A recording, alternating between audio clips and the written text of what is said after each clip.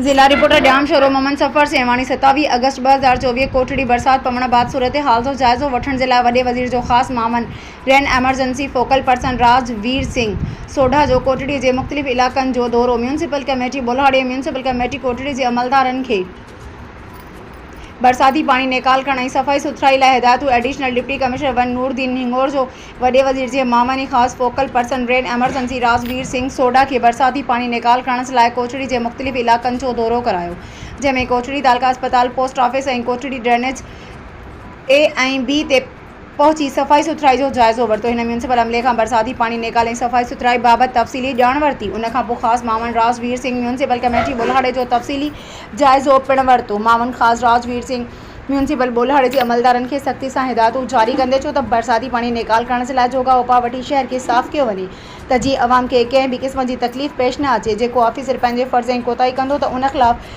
कार्रवाई कई वेंदी। दौरे दौरान chief officer municipal committee Kotri एजाज़ अली ख़ासि किली मुख्तियार कार कोटड़ी PA2 इरफान अली चन्ना समेत म्यूनसिपल बुल्हाड़े ऐं म्यूनसिपल कोटड़ी जा अमलदार पिणु मौजूदु हुआ।